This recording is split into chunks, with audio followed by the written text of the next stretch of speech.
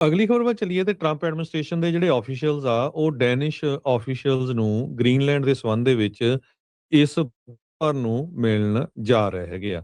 ਇਹ officially announce ਹੋ ਗਿਆ ਆ। ਸੈਕਟਰੀ ਆਫ ਸਟੇਟ ਮਾਰਕੋ ਰੂਬੀਓ ਹੁਣਾਂ ਨੇ ਕਾਂਗਰਸ ਨੂੰ ਇਹ ਦੱਸਿਆ ਹੈਗਾ। ਪ੍ਰੈਜ਼ੀਡੈਂਟ ਕਹਿੰਦੇ ਟਰੰਪ ਇੰਟਰਸਟਿਡ ਆ ਡੈਨਿਸ਼ ਟੈਰੀਟਰੀ ਨੂੰ ਖਰੀਦਣ ਦੇ ਲਈ। ਪਰ ਉਹ ਬਾਰ-ਬਾਰ ਕਹਿੰਦੇ ਵੀ ਰਹੇ ਆ ਵੀ ਜਿਹੜਾ ਮਰਜ਼ੀ ਮੈਥਡ ਵਰਤਣਾ ਹੋਵੇ ਆਪਾਂ ਇਹ ਏਰੀਆ ਲੈਣਾ ਹੀ ਲੈਣਾ ਹੈਗਾ ਆ। ਸੋ ਇਹ ਆਪਸ਼ਨ ਥੋੜੀ ਬੈਟਰ ਲੱਗਦੀ ਆ ਕਿਉਂਕਿ ਪਾਪੂਲੇਸ਼ਨ ਬੜੀ ਘੱਟ ਆ ਉੱਥੇ 55,000 ਦੇ ਕਰੀਬ ਆ। 1-1 ਮਿਲੀਅਨ ਵੀ ਦੇ ਦਿੱਤਾ ਜਾਵੇ ਸਾਰਿਆਂ ਨੂੰ ਤਾਂ ਅਮਰੀਕਾ ਵਾਲਿਆਂ ਨੂੰ ਫਿਰ ਵੀ ਬੈਟਰ ਰਹਿਣਾ। ਪਰ ਦੇਖਦੇ ਆ ਭਈ ਹੁਣ ਇਹ ਪੈਸੇ ਦੇ ਕੇ ਖਰੀਦੂਗੀ ਜਾਂ ਉਹਨਾਂ ਦੇ ਨਾਲ ਕਿਸੇ ਤਰ੍ਹਾਂ ਦਾ ਜਿਹੜਾ ਐਗਰੀਮੈਂਟ ਹੋਊਗਾ। ਪਰ ਇਹਦਾ ਇੱਕ ਬਹੁਤ ਵੱਡਾ ਅਸਰ ਪੈਣ ਜਾ ਰਿਹਾ ਹੈ ਨਾਟੋ ਦੇ ਉੱਤੇ ਵੀ। ਡਬਲ ਡਾਊਨ ਟਰੰਪ ਹੁਣਾਂ ਨੇ ਕਹਿੰਦੇ ਪੋਸੀਬਿਲਿਟੀ ਕੀਤੀ ਆ ਸੰਡੇ ਸੰਡੇ ਰਾਤ ਕੱਲ ਫੇਰ ਉਹਨਾਂ ਨੇ ਇਹ ਕਿਹਾ ਹੈਗਾ ਕਿ ਜੇ ਅਸੀਂ ਗ੍ਰੀਨਲੈਂਡ ਨਹੀਂ ਲੈਂਦੇ ਰਸ਼ੀਆ ਤੇ ਚਾਈਨਾ ਗ੍ਰੀਨਲੈਂਡ ਨੂੰ ਲੈ ਲਊਗਾ ਤੇ ਅਸੀਂ ਇਸ ਨੂੰ ਵਾਪਰਨ ਨਹੀਂ ਦੇਵਾਂਗੇ। ਕਹਿੰਦੇ ਵੀ ਮੈਂ ਚਾਹਨਾ ਆ ਵੀ ਉਹਨਾਂ ਦੇ ਨਾਲ ਡੀਲ ਬਣਾਈ ਜਾਵੇ ਇਹ ਬੜਾ ਸੌਖਾ ਆ ਵਨ ਵੇ ਔਰ ਅਦਰ ਕਹਿੰਦੇ ਵੀ ਅਸੀਂ ਗ੍ਰੀਨਲੈਂਡ ਲੈਣਾ ਹੀ ਹੈਗਾ ਆ। ਇਹ ਸੰਡੇ ਕੱਲ ਜਾਨੀ ਟਰੰਪ ਉਹਨਾਂ ਨੇ 에ਅਰ ਫੋਰਸ 1 ਦੇ ਉੱਤੇ ਇੱਕ ਵਾਰੀ ਫੇਰ ਗੱਲ ਜਿਹੜੀ ਆ ਕਲੀਅਰ ਕੀਤੀ ਹੈਗੀ ਆ। ਕਹਿੰਦੇ ਵੀ ਜੇ ਅਸੀਂ ਸੌਖੇ ਤਰੀਕੇ ਨਾਲ ਨਹੀਂ ਲੈ ਸਕੇ ਤੇ ਹਾਰਡ ਵੇ ਲਵਾਂਗੇ।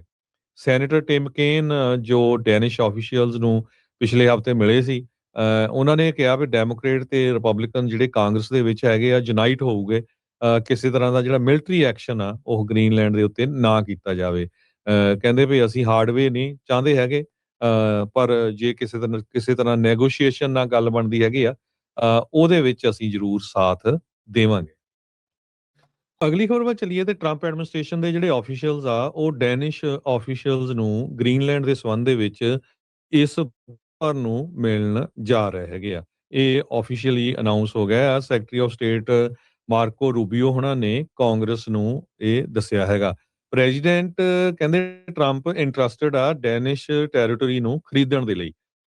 ਪਰ ਉਹ ਬਾਰ-ਬਾਰ ਕਹਿੰਦੇ ਵੀ ਰਹੇ ਆ ਵੀ ਜਿਹੜਾ ਮਰਜ਼ੀ ਮੈਥਡ ਵਰਤਣਾ ਹੋਵੇ ਆਪਾਂ ਇਹ ਏਰੀਆ ਲੈਣਾ ਹੀ ਲੈਣਾ ਹੈਗਾ ਆ। ਸੋ ਇਹ ਆਪਸ਼ਨ ਥੋੜੀ ਬੈਟਰ ਲੱਗਦੀ ਆ ਕਿਉਂਕਿ ਪਾਪੂਲੇਸ਼ਨ ਬੜੀ ਘੱਟ ਆ ਉੱਥੇ 55,000 ਦੇ ਕਰੀਬ ਆ। 1-1 ਮਿਲੀਅਨ ਵੀ ਦੇ ਦਿੱਤਾ ਜਾਵੇ ਸਾਰਿਆਂ ਨੂੰ ਤਾਂ ਅਮਰੀਕਾ ਵਾਲਿਆਂ ਨੂੰ ਫਿਰ ਵੀ ਬੈਟਰ ਰਹਿਣਾ। ਪਰ ਦੇਖਦੇ ਆ ਭਈ ਹੁਣ ਇਹ ਪੈਸੇ ਦੇ ਕੇ ਖਰੀਦੂਗੀ ਜਾਂ ਉਹਨਾਂ ਦੇ ਨਾਲ ਕਿਸੇ ਤਰ੍ਹਾਂ ਦਾ ਜਿਹੜਾ ਐਗਰੀਮੈਂਟ ਹੋਊਗਾ। ਪਰ ਇਹਦਾ ਇੱਕ ਬਹੁਤ ਵੱਡਾ ਅਸਰ ਪੈਣ ਜਾ ਰਿਹਾ ਹੈ ਨਾਟੋ ਦੇ ਉੱਤੇ ਵੀ। ਡਬਲ ਡਾਊਨ ਟਰੰਪ ਹੁਣਾਂ ਨੇ ਕਹਿੰਦੇ ਪੋਸੀਬਿਲਿਟੀ ਕੀਤੀ ਆ ਸੰਡੇ ਸੰਡੇ ਰਾਤ ਕੱਲ ਫੇਰ ਉਹਨਾਂ ਨੇ ਇਹ ਕਿਹਾ ਹੈਗਾ ਕਿ ਜੇ ਅਸੀਂ ਗ੍ਰੀਨਲੈਂਡ ਨਹੀਂ ਲੈਂਦੇ ਰਸ਼ੀਆ ਤੇ ਚਾਈਨਾ ਗ੍ਰੀਨਲੈਂਡ ਨੂੰ ਲੈ ਲਊਗਾ ਤੇ ਅਸੀਂ ਇਸ ਨੂੰ ਵਾਪਰਨ ਨਹੀਂ ਦੇਵਾਂਗੇ। ਕਹਿੰਦੇ ਵੀ ਮੈਂ ਚਾਹਨਾ ਆ ਵੀ ਉਹਨਾਂ ਦੇ ਨਾਲ ਡੀਲ ਬਣਾਈ ਜਾਵੇ ਇਹ ਬੜਾ ਸੌਖਾ ਆ ਵਨ ਵੇ ਔਰ ਅਦਰ ਕਹਿੰਦੇ ਵੀ ਅਸੀਂ ਗ੍ਰੀਨਲੈਂਡ ਲੈਣਾ ਹੀ ਹੈਗਾ ਆ। ਇਹ ਸੰਡੇ ਕੱਲ ਜਾਨੀ ਟਰੰਪ ਉਹਨਾਂ ਨੇ 에ਅਰ ਫੋਰਸ 1 ਦੇ ਉੱਤੇ ਇੱਕ ਵਾਰੀ ਫੇਰ ਗੱਲ ਜਿਹੜੀ ਆ ਕਲੀਅਰ ਕੀਤੀ ਹੈਗੀ ਆ। ਕਹਿੰਦੇ ਵੀ ਜੇ ਅਸੀਂ ਸੌਖੇ ਤਰੀਕੇ ਨਾਲ ਨਹੀਂ ਲੈ ਸਕੇ ਤੇ ਹਾਰਡ ਵੇ ਲਵਾਂਗੇ।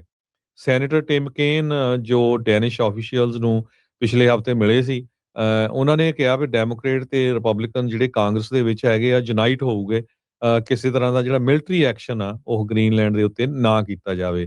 ਕਹਿੰਦੇ ਵੀ ਅਸੀਂ ਹਾਰਡਵੇ ਨਹੀਂ ਚਾਹੁੰਦੇ ਹੈਗੇ ਪਰ ਜੇ ਕਿਸੇ ਤਰ੍ਹਾਂ ਨੈਗੋਸ਼ੀਏਸ਼ਨ ਨਾਲ ਗੱਲ ਬਣਦੀ ਹੈਗੀ ਆ ਉਹਦੇ ਵਿੱਚ ਅਸੀਂ ਜ਼ਰੂਰ ਸਾਥ ਦੇਵਾਂਗੇ।